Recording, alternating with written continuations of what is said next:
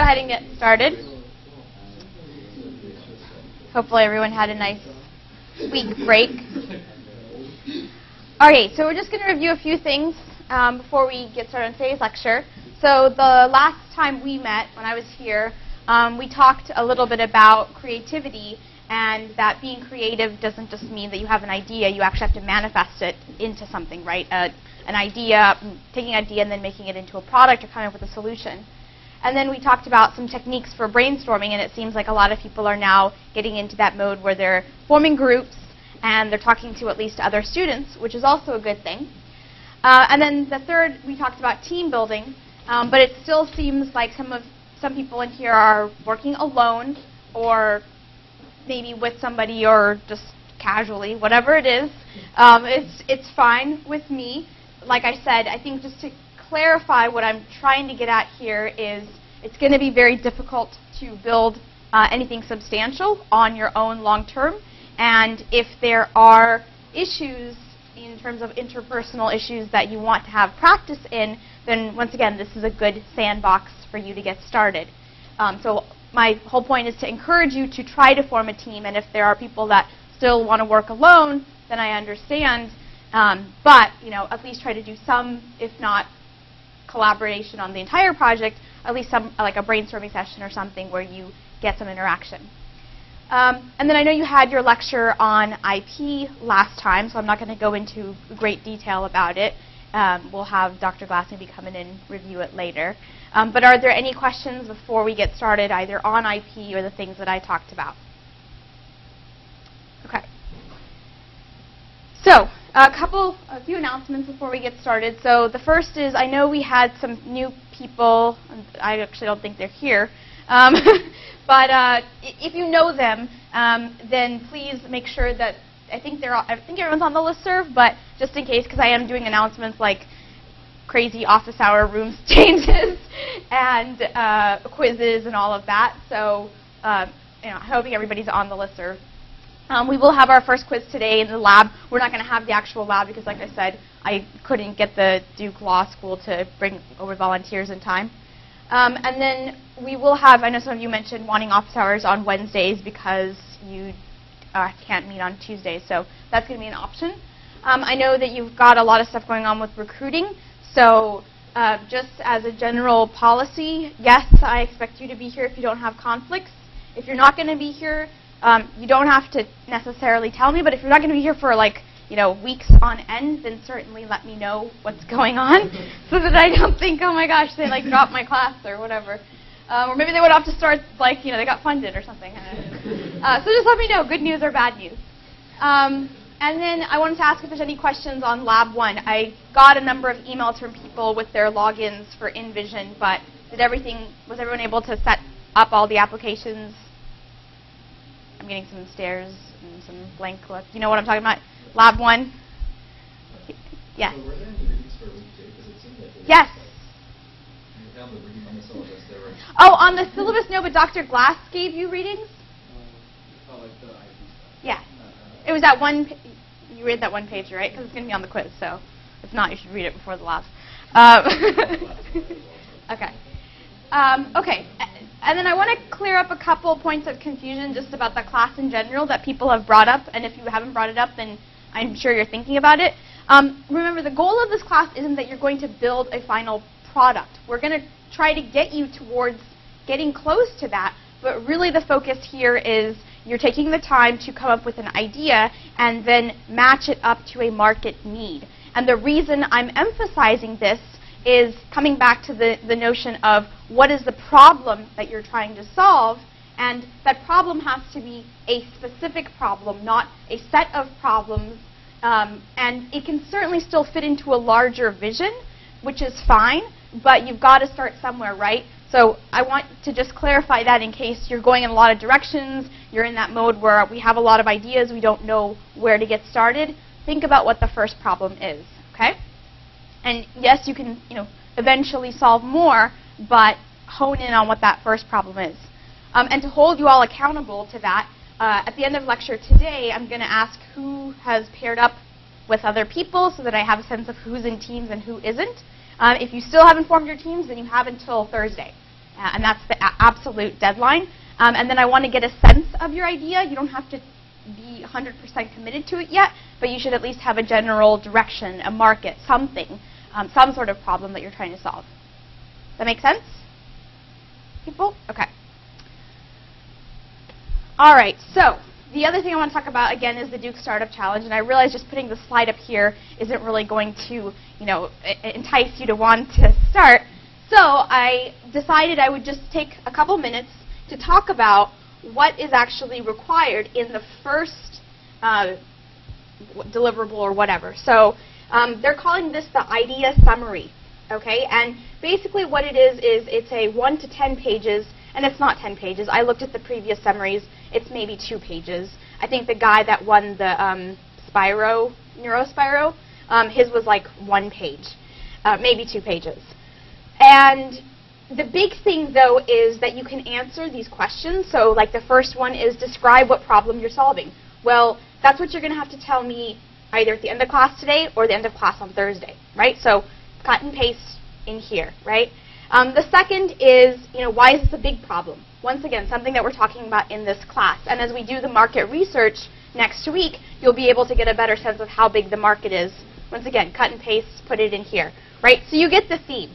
That what I'm saying is you should be able to fill out probably 70 to 80% of this summary, which means that 99% of you should be applying for the Duke Startup Challenge, right? If nothing else. There's one thing which I found, we might not cover by October 30th, which is when the summary is due, and that is how are you going to use the money.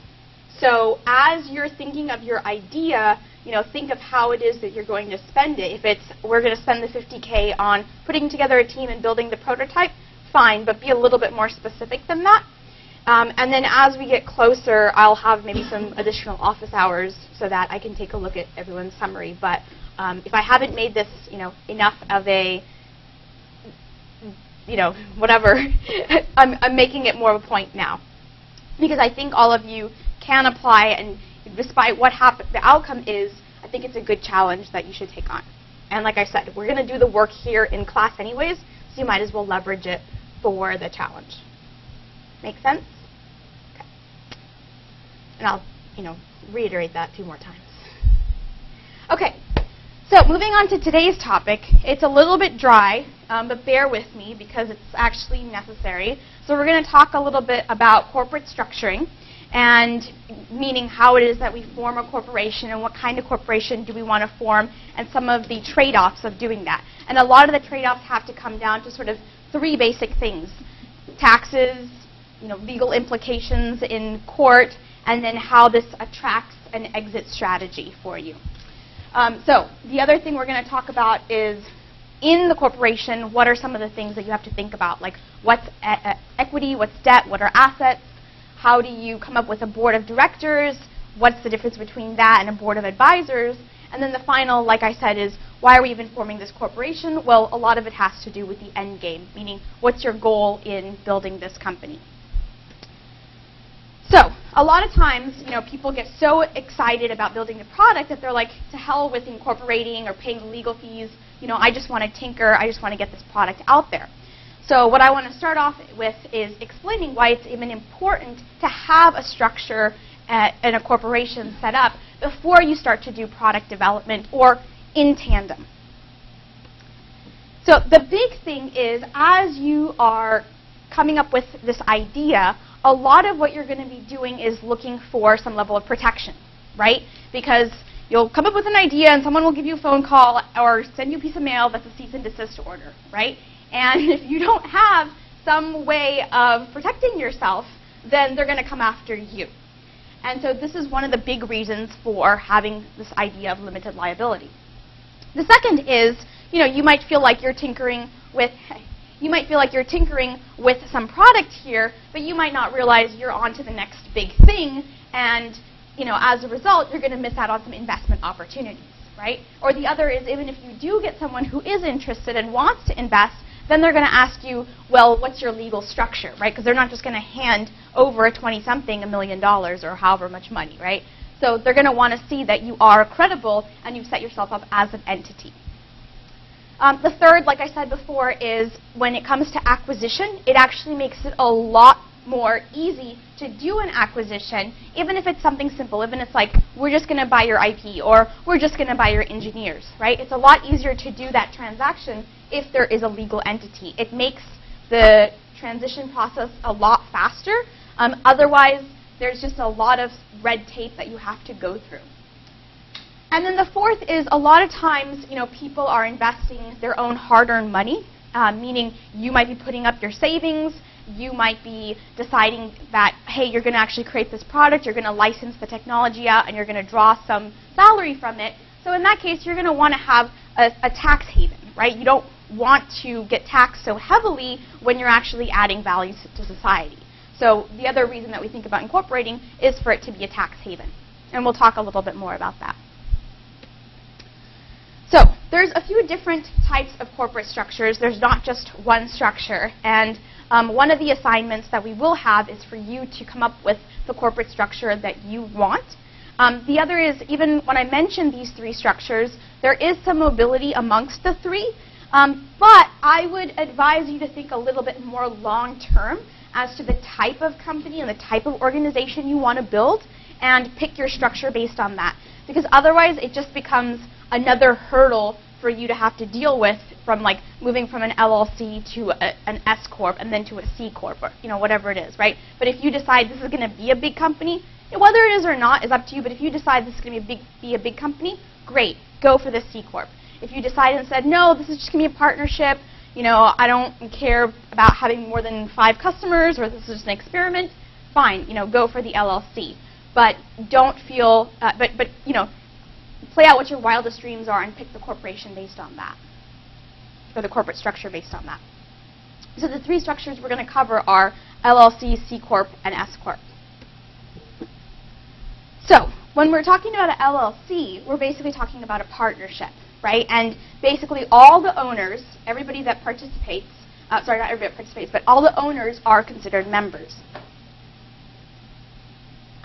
The other thing is that these members can either be individuals, they can be other LLCs, they can even be foreign entities, so that doesn't matter. The major difference between an LLC and all the other two types of corporations is its tax structure. So since you're operating as an owner, right, you actually get to write all of the income, all the losses, all of the deductions on your tax return, on your individual tax return. And that also means that your earnings are only taxed once. In some of the other structures, we'll see this form of double taxation. Now, we'll get into why that happens, but in this case, if you're just operating on your own or with 1 or 2 other partners, and you think you're going to make all the money and you're going to put it into your own bank account and nowhere else, then an LLC matters. Now, basically any business, yes? If the business goes bankrupt, does any of that liability go back to you? Yes. So actually, that's a really good point. So in the case of an LLC, unlike an S Corp and a C Corp, the owner can be liable, meaning they can come after your assets. If you have a house, if you have something else, boat, whatever. In the case of an S Corp and a C Corp, when we get to the next slides, they can't come after any other assets. However, they can come after any investment dollars that you put in. So if you put in $50K, whoever's suing you can sue you up to that $50K. And then the rest, they'd have to basically sue the company. And that's the major difference. So that's one of the major factors of having an LLC, is that level of protection. Now, if any type of business really can sign up for an LLC except for these 3, loans, insurance, and nonprofits. Actually, I don't know if it's loans, I think it meant banks. And then the disadvantage of going down the LLC path is that you can't issue any shares because it's just an owner-run operation. And that means that you can't actually attract investor dollars, because really what investors are looking to do is buy a share in your company. So if you don't have any shares, there's nothing for them to invest in, right? They're just basically handing you a check. So if you are creating a business where you think, well, I'm just going to take out a loan, I'm not actually going to take out funding or investment, then yeah, an LLC makes sense. The other is, of course, I'm putting this disclaimer out here that you should check with the specific state that you're going to form your LLC in, because a lot of times that state has certain restrictions. So now we talk about C Corp. Now the C Corp is different in that it's separate from its owners. And the owners actually become the shareholders. So typically what we say is there's founder stock, and there's some portion of stock that gets allocated just to the founders, and then the remaining, called the option pool, goes towards employees, goes towards investors, management, etc. And then, forgot your name, sorry. Yes. Alex, yes. As Alex mentioned, the shareholders are only liable up to the extent that they're investing. So if you invest nothing in the company, then they can't really hold you liable to that amount. And no matter what your personal assets, they can't come after that. In an LLC or a sole proprietorship, they can come after your assets. So this is something to think about. If you're going to build a technology that's going to be revolutionary, you might get sued. The chances of getting sued are pretty high if you make an impact.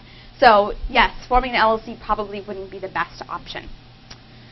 The other is not just the issue of liability, but the debts are also no longer on the shoulders of the owner. They're now once again also limited to the corporations. So the major advantages here is you're going to have limited liability. Now, even if you go down the path of setting up an LLC, you can buy liability insurance, but it just seems like the liability that you're going to get from the C Corp is going to be a little bit better. You're not going to have to pay a high amount of insurance for it. And then, of course, raising stocks just becomes a lot easier, right? You now have shares in the company that you're issuing. Investors have an understanding of how many shares they're getting, what their portion of ownership is in the company. And they can obviously earn dividends from those profits, or if they're not going to earn dividends, you can have another scheme. You can eventually have an IPO or whatnot. The other big thing is that you avoid taking out a loan. And it actually is a lot easier, especially for technology companies, to go out and raise capital than to take out a loan. Because it's actually a higher risk proposition, and I can tell you no loan officer is going to be like, yeah, we'll give you money to start this startup, right? Because you're not actually going to generate any revenue, most likely for a long time, because the R&D phase is so long. Yes?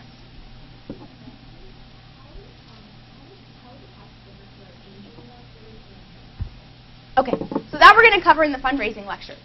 So the question is, what's the difference between angel investors and VCs? And I will get into that. We're going to have our fundraising lecture towards the end. So when we do that, I will certainly cover what the difference is.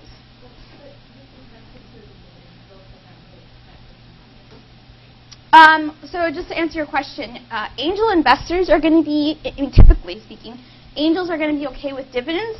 No VC is going to want dividends. They're going to want to see a big exit. They're going to want to make $1 million, billion off of the sale of your company or the IPO.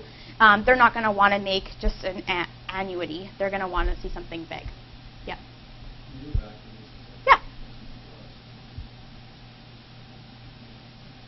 I have the slides posted. I think I have them posted, actually. Nope. Are you good? Okay. All right.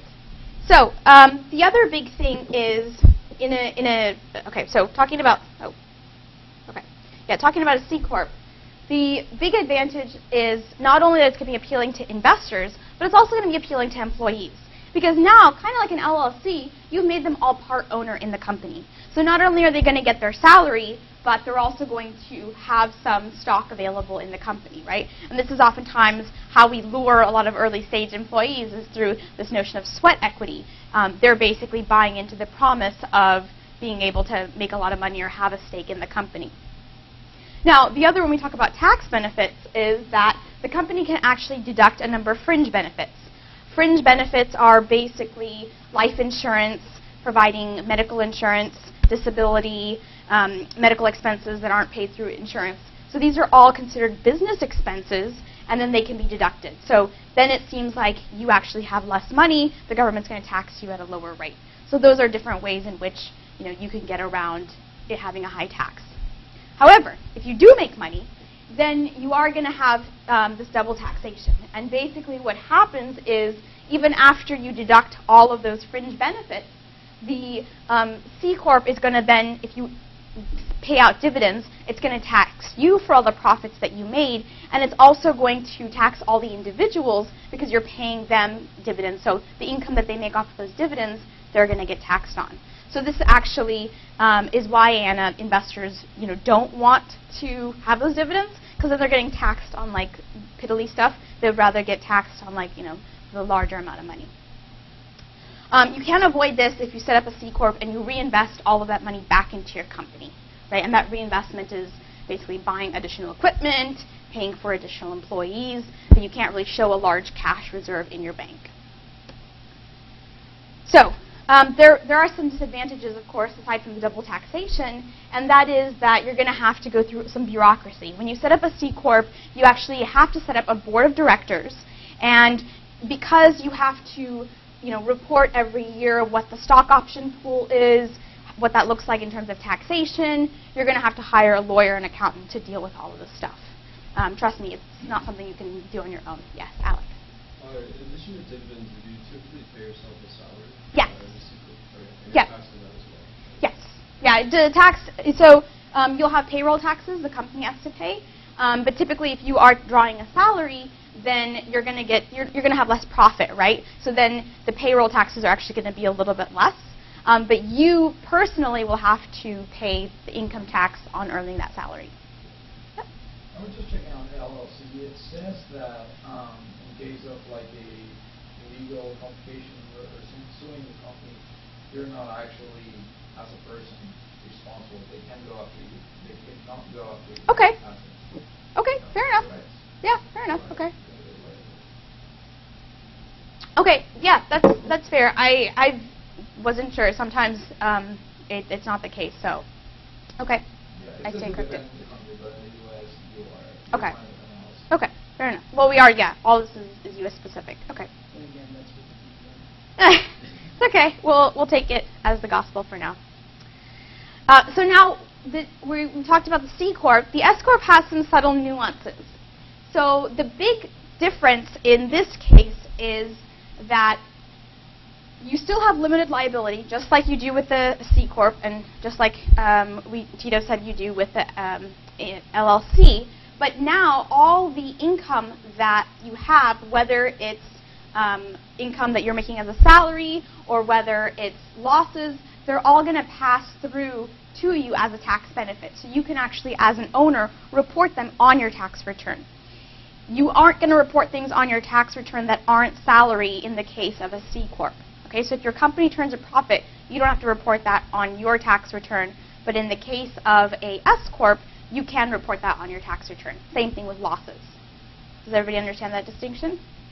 Okay. The other thing is, not only does the income get passed, but so do the losses. And the other is you can't deduct fringe benefits. So things like the medical expenses, life insurance, all of that, you cannot deduct it. And the other thing is if you offer this as a benefit to your employees, they're actually going to have to pay taxes on it. So something to think about in terms of, is that appealing to employees or not? And then you really have to think about when you're establishing your corporation, do you want to have this pay and profit sharing? Because a lot of times what companies will do is they'll say, well, we'll just offer a really low salary, and then we'll give our employees a ton of end of the year profit. We'll give them a giant bonus. And you wish that that was a good thing, because then you can show less on your payroll taxes. But the IRS actually has seen that situation, and now they flag it, and then they'll ask you to pay additional payroll taxes for the salary and for the total income, meaning the salary plus whatever bonus you give out. So be wary of that. If you make it, they will tax you. And then the question a lot of people ask is, well, I set up a C Corp because maybe I was going down the path of offering my company or offering my employees some profit sharing while we were small and while we weren't making a lot of money, but now we're making a ton of money and we want to convert, or vice versa. Yes, you can do the conversion between a C Corp and an S Corp. You can also do the conversion between an LLC and an S Corp or C Corp. I haven't seen as many people go from an LLC to a C Corp or S Corp. Like I said, usually you set up one of these two because you're deciding this is the kind of company that we're going to start rather than a partnership. But, the big thing once again is if you do convert, you are going to have this gains tax. So they're going to look at your 10-year history, see if you ever changed before, see what the assets are that were sold, and if you did make any gains on it, then of course they're going to ask you to pay taxes. So just to recap a little bit, the major advantages of an LLC are you're going to have tax benefits for the owner, and there's limited advantages in terms of raising because you're not issuing shares. However, in a C Corp, you are issuing shares, and the same thing in an S Corp, but the big disadvantage in the C Corp is this idea of double taxation. We're going to tax you for your profit, and then if you pass that profit over to your employees, we're going to tax them as well. In the S Corp, the major disadvantage is you have to pay for those fringe benefits. Most companies today that are setting up, if they're going down this tech bent, are setting up to be a C Corp. Oh, I spelled that wrong. I meant equity. Equity, debt, and assets. So when we talk about equity, it's basically, once again, like I said, this idea of ownership, right? You're giving someone a share and saying you own a piece of this company. And that basically looks like common stock or preferred stock. And there are two different meanings for what those are. The other, of course, definition is equity is considered all the assets, and an asset, I'll talk about the definition, but just as a precursor, assets are, the total liabilities, assets are things like the IP that you're generating, any equipment that you've bought in a company. So, just mention that. But it's not necessarily limited to this. It could be something more than that, but usually it is IP and the equipment and the money that you have. Versus debt. Now, some companies will issue debt in the form of corporate bonds. Even very early on, when we talk about fundraising, like I said, later in the semester, we'll talk about what's called a convertible note. This is something that a lot of early stage companies do, and it is a form of debt that you have to pay back. It's sort of wishy-washy whether you actually have to do that or not, but a lot of people will do that. They'll do it like for $50K or $100K, sometimes even $1 million. But it's usually right before they get some institutional funding, like from a VC or an angel. But typically, corporate bonds are what are considered debt. And once again, the purpose of issuing this debt isn't so that you can, pay off employees. It's really because you're trying to expand the business, right? And the reason is because you're going to have to pay it back quickly. So you just assume that the reason you're taking on this debt is because you have a great demand, you can fulfill it, and you can pay the money back, and therefore you're going to issue the debt. Okay, I don't know why that's in there so many times. Oh, okay, so we'll talk more about equity when we come to fundraising, but I just wanted to give you a little bit of a primer. So, how many of you have heard about a cap table? Okay, nobody, one, two people, okay. So a cap table is basically an Excel spreadsheet, and it says who owns the company, and who not only owns the company, but who the shareholders are and the shares that they have. So this is just a this is just a cap table, but what I want you to focus on for the purpose of this lecture is, there's founder stock here, and then at the top there is the share price that your company is worth. Everything else we'll talk about when we get to fundraising, but in the initial stages of your company, let's assume you're the only founder, you don't have any employees yet, all you care about is owning 100% of the company, and each stock is usually like a penny stock. A lot of times that's how a lawyer will structure it. And they'll do something like say, okay, your company has 1 million shares. And then from there, you can figure out, I want to hire some employees, maybe I'm not ready to fundraise yet, how do I now want to divvy up some of that pool that I've got? Right? Your founder shares will always remain, but from that pool of founder shares, people will then do things like give it to management, etc. But there's going to be a second pool of the common pool where they'll take it out to give to employees, to investors, etc. Okay, so then a lot of people ask this question, well, how much money or how much equity should we give to early employees, right? Well, there's actually, some common trends that we're seeing today. So typically the CEO, meaning not you, if we have to bring in a professional CEO, or if you decide you don't want to be the CEO, is going to get about 5 to 10%. So that means that of the pool, the common pool, you want to make sure that you don't give away so much that there isn't that 5 to 10%. And you're not sure when you're going to need to hire that professional CEO or if that's even going to happen, but you want to make sure there is some reserve.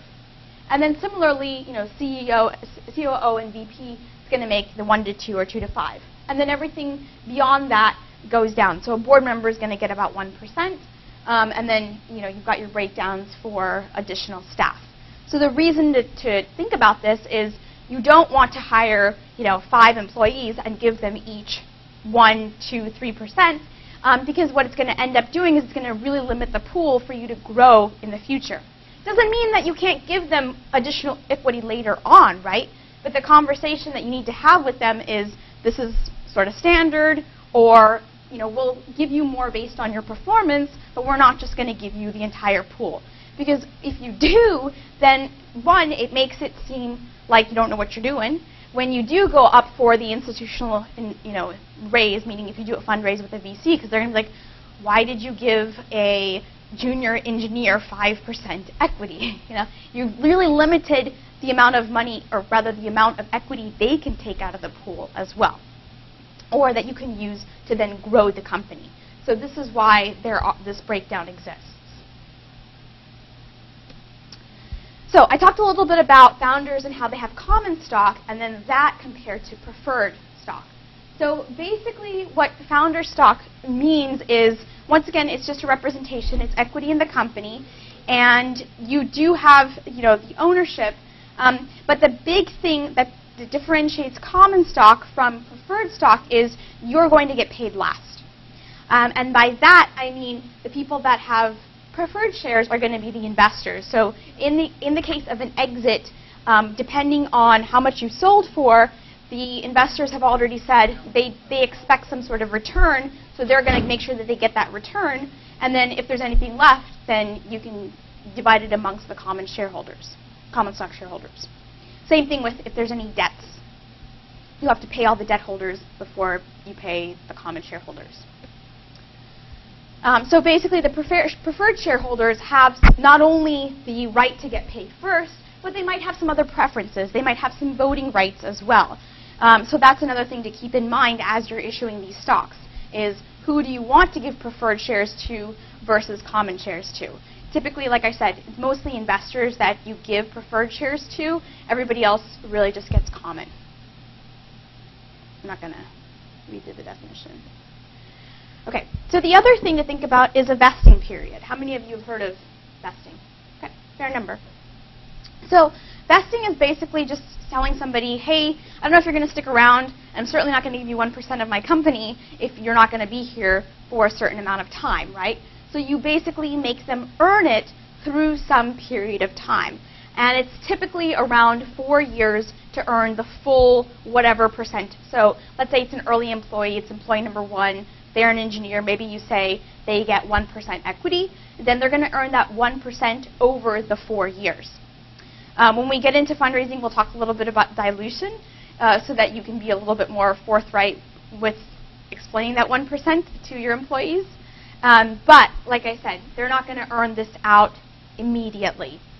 The other thing is you can certainly give them more equity in the future, right? So you could say, we're going to give you 1%. If you do really well, then maybe in 2 years, we'll give you another 0.5%, or we'll give you another 1%. Every time you issue a new percentage, that's a new vesting cycle. So keep that in mind as well. The other is you might offer a cliff period, meaning you don't just want people to earn 0.25% if they leave within 3 months. You say you have to stick around for at least a year to earn that first 0.25%, and then from there on, you can have some sort of prorated schedule, right? But you really want to be liberal with your equity in some ways, but then you want to be conservative in terms of people just coming and going and handing out the money. How many of you know what an early exercise option is? Okay, this is something that's not really talked about a lot, but if you're fortunate enough to ever face the difference between long-term capital gains and short-term capital gains, this becomes an issue. So when you early exercise, it's not something that you want to give to all employees. A lot of times people give it to very early employees. Sometimes they only give it to management. What this means is they can buy the option the minute that they start. And what that then means is the time frame in which they're holding that stock is a lot longer, right? Which is what we mean by long-term capital gains. You have to hold it for at least 12 months. So in the event that, let's say, they buy it on January 1st, the company sells for something, the second year, January 1st, they now have long-term capital gains. They don't have to face short-term capital gains because they have that early exercise option. If they don't, and they wait until the company's sold to then exercise, then they're going to face short-term capital gains. And a lot of times, it is a significant amount of difference. It's like 10% or more, depending on their tax bracket. So just something to think about. The other is employees may leave and have vested. And sometimes lawyers will put this clause in without telling you, which is that people have to exercise their option within 90 days of leaving a company. And if they don't exercise it, then the options get put back into the company, right? This is actually a good protection for you as well, because it kind of forces that person leaving to decide, well, do I want to commit to this company or not, or do I want to earn my benefits or not, right? So think about it. It's up to you, but you don't necessarily, want them to just leave the company, leave with the equity, if you don't feel like they've truly earned it. Maybe they have, but then, make them exercise it within 90 days. Yes? Does that mean sell it? Can you elaborate on exercise, what exercise means? So an option is just the ability to then buy the share, right, in the future. So you're exercising the option to purchase the stock. So in the case when I say exercise the option, they are saying, okay, I'm going to pay $25 today in the hopes that I own the stock, and then someday in the future, I can then sell it as I want. Does that make sense? Does it make a price hold? Yeah, basically. That's exactly what it is, because what each person, and this is the other thing, is as you start to fundraise, right, a lot of times your share price will fluctuate. So when they exercise the option, they're saying, I'm setting the price to 50 cents. And then if there's a gain, like if the company gets valued at $1 a share, right, now my gain is 50 cents, right? So a lot of times people will tax that full 50 cents, right? But the key is that long-term capital gains or short-term capital gains. So am I going to get taxed the, I don't know, it's like 26% or whatever versus like the 19%, right? And a lot of times that can be a big difference. So yeah, it is a price setting. Anything else? Okay. Sorry, this is like an econ class now. Okay, so we'll cover more about this. I just wanted you to get a sense.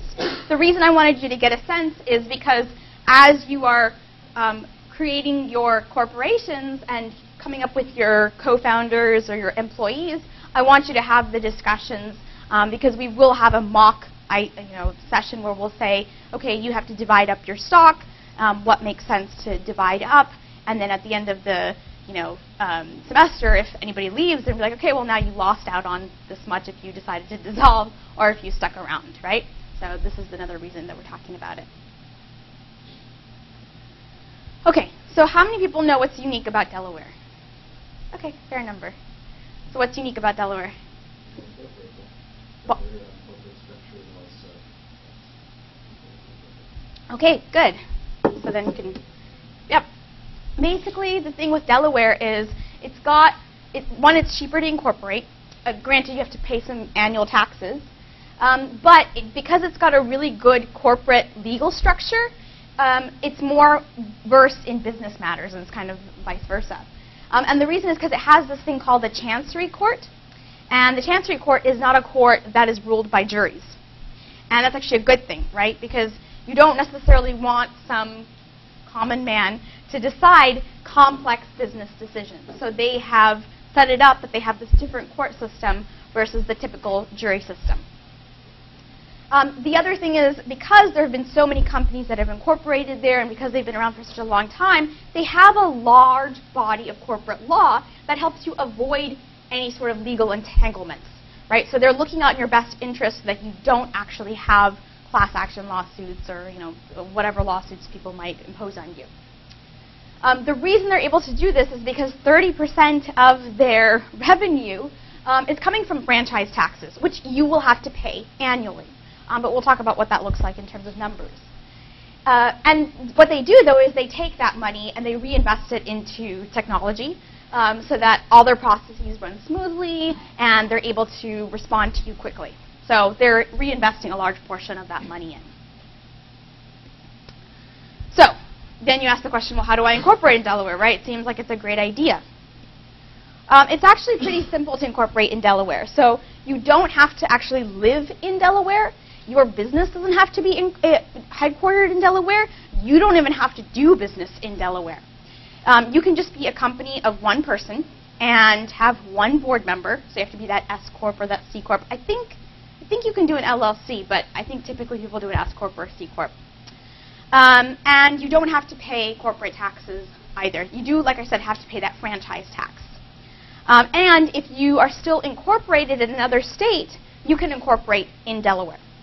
In fact, I'd encourage you, like a lot of times your lawyer will be like, I don't want to deal with this. You'd be like, no, I want to incorporate in Delaware. You kind of have to hold them accountable to that, because after all, it's your corporation, right? They'll try to skirt around the issue just because they don't want to file the additional paperwork initially, but it's going to save you a lot in the long term. So even if you are a California corporation or a North Carolina corporation, it's okay to still be a Delaware corporation.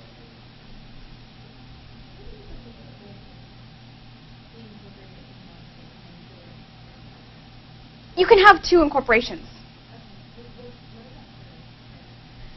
So basically, let's say you do have some sort of lawsuit that comes after you. You can, instead of having the trial or whatever take place in the state that you're in, the first state, you can have it take place here. Right, so then you can go through the chancery system. Like I said, they are a lot more friendly towards businesses. They're going to have a smoother process rather than your, I don't know, whatever state you're from, where they're like, business, like, what's that, right? So, or maybe they don't necessarily know the nuances of your business, right? Like, think of incorporating, like a tech company in some podunk state, which will remain unnamed, versus some state like Delaware, where they have a lot of tech companies. Half the Fortune 500 companies are incorporated there. So Apple, Google, all these companies are there, right? They've all had lawsuits that have gone, in their favor to some extent.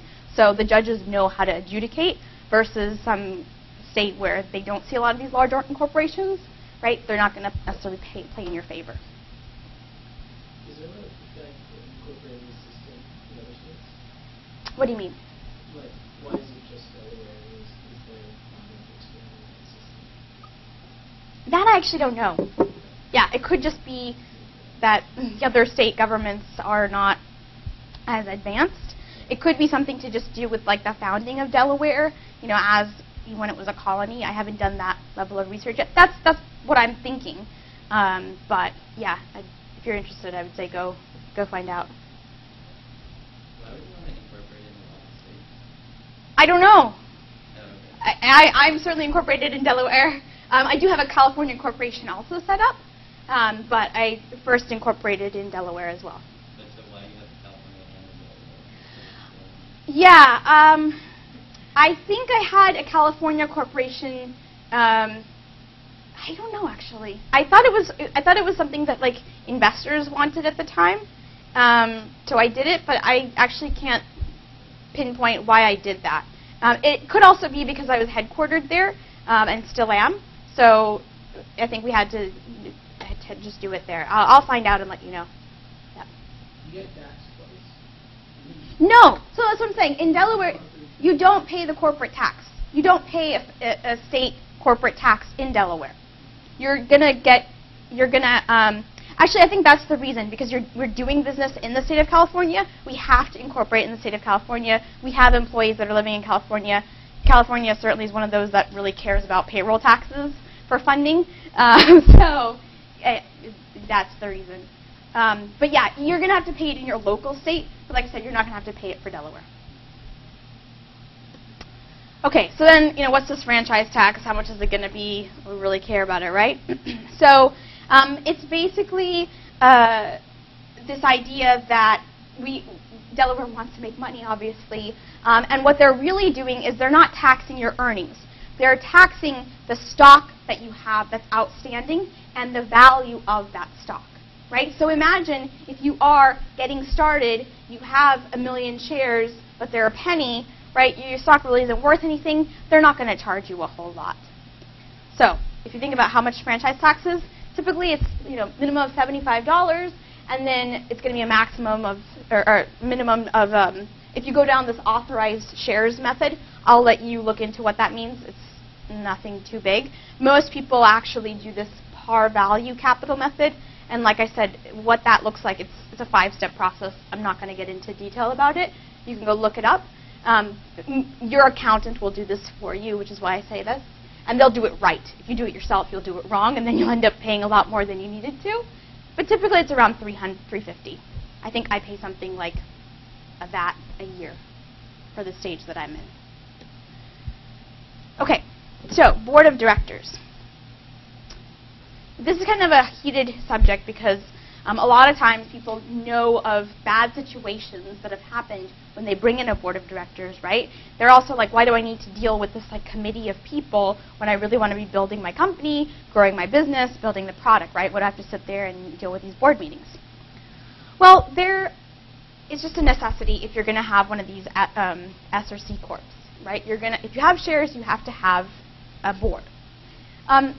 Now, the main responsibilities of a board are that they're actually going to do some work. So they're going to help with the strategy of the company. They're going to help with the planning process. They're hopefully also going to help with the management team, bringing them in or vetting them out or hiring them or contesting why it is that they're bringing somebody in. The other big thing is that they're there to protect the shareholders' rights. Okay, so like I said, because you have shares, you have a board, and then of course this board has to protect rights. And then the final is, hopefully boards are good in that they're going to understand and ensure legal compliance. Like you're following all the orders, you are voting, you're not just handing out your equity, you are making sure you pay all your taxes, all of that, right? So that's what a good board member will do.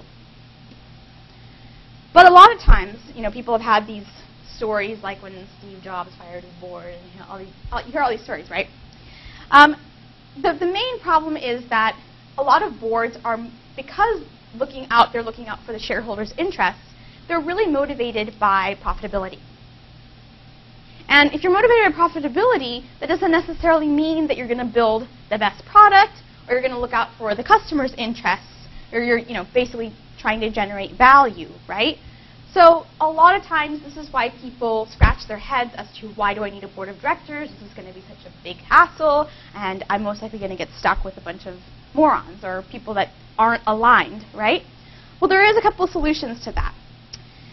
So you always want to be thinking about how there's going to be a check on the board of directors' authority, right? Because you're going to have to deal with these people. They're going to have some voting rights, and you don't necessarily want them to all gang up against you. So composition really matters in a board. And the way you have to think about it is typically you're going to have a seat as a founder, right? And you're going to vote a certain way. And that way is how do you keep running this company, right? Because that's your vested interest. Or potentially the sale of it if that's your interest. Then you've got some investor, and, well, we know what their motivation is. And so we've kind of covered that. The third seat, because it's always an odd number of people. It's either 1, 3, 5, etc. The other is finding an independent member. And this person is really important. So this is kind of the swing vote. And in this case, you want to think about whose interests may not be served by yourself or by the investor. And how can we find that person, right? So this is kind of the not necessarily ambivalent, but just the neutral third party, right? And find somebody to fit in that case. Now, the other thing is just because you have a board doesn't mean that they're set forever, right? A lot of times there is board turnover. You can certainly kick people off the board, bring them on, etc., right? So don't think of this as like set in stone, but do think about the composition as you're going forward. The other thing to think about when you think about a board, and the same thing goes when we talk about board of advisors, is you want to bring in people who are actually going to make an impact, right? They're going to help you bring the company in a certain direction. They're going to have a strong network. They're going to be well-versed in business or the particular market that you're in. So it's important to think of those people rather than just bringing somebody on because you need a warm body to vote. So the board of directors, like I said, the people that are actually making the decisions on how the company will go, like what direction the company will go in. The difference between that and a board of advisors, the board of advisors is just, hey, we're thinking of going in this particular direction, and we'd like some free consulting. Not necessarily free, like you give them some equity in the company, right? Or you might bring them on and then decide to hire them as a full-time employee, maybe give them a management role or something like that. But it's a good way of vetting them out. So you can have as many advisors as you want. The other thing is this is actually great when we get to fundraising because it shows some credibility. Like if you've got someone on the board of advisors that's from Duke that's doing some cutting-edge research and that's the product you're building, then it shows that, hey, they've got some backing here. They've got someone who's interested that can advise them properly. So don't neglect thinking of putting together a board of advisors. A lot of times this will add to your credibility. And when it comes to fundraising, especially when you're young, not only in terms of age, but as a company, you want more credibility. So now that we've talked about all this is like a lot to do, and we didn't even talk about product, like the exciting stuff, right? We just talked about this like corporation and setting all this up. So the reason we're doing all this is because we have some end game in mind, right? That end game could be an acquisition, it could be an IPO, it could be any number of things, right? So acquisition by another company, like I said. When we're doing an acquisition by another company, the easiest way to get acquired, like I said, is to have a very clear-cut structure. So that means that they're not going to want to see a complicated cap table. They're not going to want to see that you have a large amount of debt. They're not going to want to see that you're some sort of complicated corporate structure. They want to see, hey, you're an S Corp, you're a C Corp, here's your cap table, here's your balance sheet, that's it, right? It makes it very smooth to have that process go quickly, and a lot of times in an acquisition, you want that process to go quick. You don't want it to take a full year, right? Because you want to either get back to building the product or you want to make your money or whatever it is that you're motivated by, right? So this is the reason. The other reason is because if you do create that complicated structure, it makes it really easy for that deal to not go through.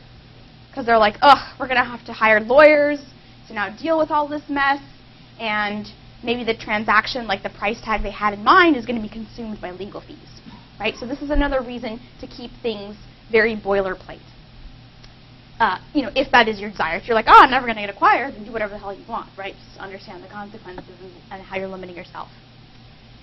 Decide to go for an IPO, right? If that's your motivation, you're going to have a clear structure, right? Because a lot of times there's a full year dedicated just to compliance, meaning they're going to go in, look at all your books, they're going to look at your cap table, they're going to see who left the company, who still has shares, who needs to be paid out, all this stuff, right?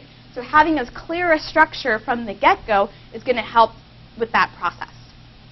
And it's not going to raise any eyebrows. Now, if you decide to bring in professional management, this is once again the notion of, hey, I'm going to set this company up, but then once we get to a certain point, maybe I decide to leave, or maybe I decide to take a back seat. I'm just going to run product or something like that. So you hire someone to come in and be the CEO. Well, you've got to have some equity for them, right? You've got to have something left. So if you have a clear structure, then they know what they're taking over. They're not having to clean up a lot of mess. You might decide, we're going to do a spin-off, we're going to set this company up, but then we're going to have some subsidiary. Once again, it makes it very clear to decide where does the option pool end, what are the liabilities, what are the assets, etc. And then, of course, if you decide you're going to sell your patent or you're going to have sale of a trade secret or a patent, whatever it is, once again, you get the picture, right? So in any of these situations, despite what your end game is, you want to have that clear corporate structure, right? So you wish that people would just buy the product and not care about what the hood looks like, but they're going to look behind it and see that there is a clear structure, right? Otherwise, they're going to get sued as a result, or they're going to take on a lot of liability. Okay, so just to review, we talked about corporate structure and why we need it, right? The clear need is we have some end game in mind. We want to make that transition or that transaction go through pretty simply. we talked about the different types of corporations, an LLC, an S Corp, and a C Corp, and the major advantages and disadvantages. So this idea of limited liability, which apparently applies to all three, but the taxation and the benefits differ based on the type of corporation you are. And then, of course, you have some additional benefits like pass-through if you're an S Corp versus a C Corp. Then if you decide you want to grow into a big business, you're going to need to fundraise, you're going to need to attract capital, so setting up a corporation where you can issue shares makes sense, right? And then we talked about this idea of what equity means versus debt and assets, and why incorporating in Delaware is a good option for you, just in terms of any legal issues that you might face in the future. And if you're pushing the bounds, then, like I said, it's very likely you'll get sued on some level. We talked about what a board of directors does, right? So their purpose is to help with the strategic process, to maintain compliance, to help with hiring a management team. And then that's different from an advisor group. And you want to get advisors that actually help you with the direction of your company, but they're not like a board of directors where they have any voting rights. And then we talked about the end game last. Okay? Does anybody have any questions before we start digging into people's ideas and teams? Okay, so the future lectures will hopefully get more exciting. I know this is dry material, so bear with me. I just have to get through it since it is important to set up a corporation.